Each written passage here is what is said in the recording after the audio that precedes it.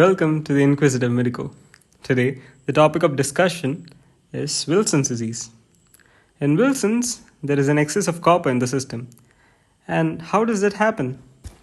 So, to find out, let's jump in. The pathogenesis.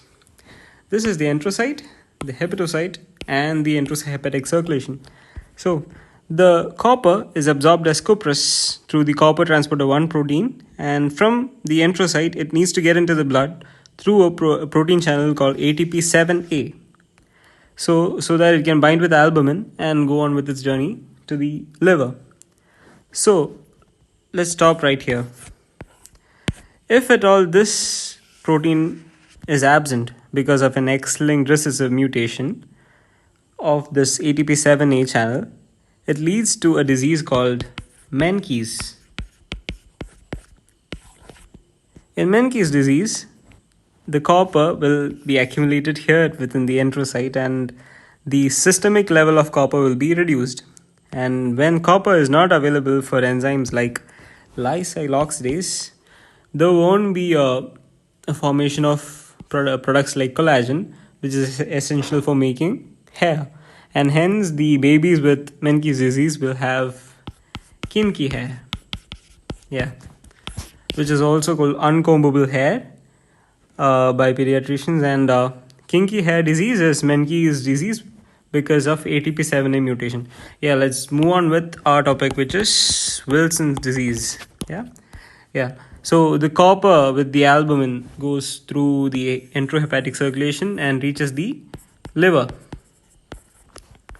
So here in the liver, the cupric ion goes into the hepatocytes and reaches the cytosol, where it meets another transport protein ATP7B on the Golgi apparatus. And the cuprous ion goes through the channel and it meets a new friend, preplasmin. The preplasmin combines with copper and makes a new compound, which is ceruloplasmin. The ceruloplasmin is packed by the packing guy, which is the Golgi, and the packed ceruloplasmin enters the bloodstream so that the copper in its new form can be transported to the other tissues. So, if there is enough ceruloplasmin to be transported, what will the hepatocyte do with the excess copper? It will be packed by the Golgi, the packing guy, and it will be sent into the bile so that it can be excreted in the stools. So, let's say this ATP7B doesn't work anymore, which is exactly what happens in Wilson's disease. The copper goes nowhere. It doesn't go through this path.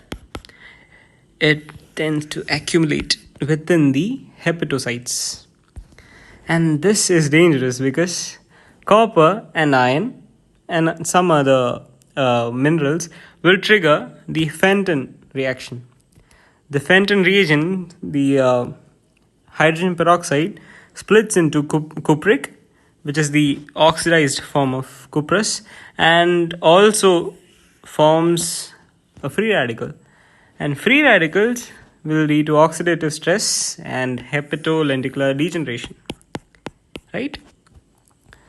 Once the hepatocytes are degenerated and once they are so incapable that they cannot hold the copper no more, they lead to efflux of copper from the cell.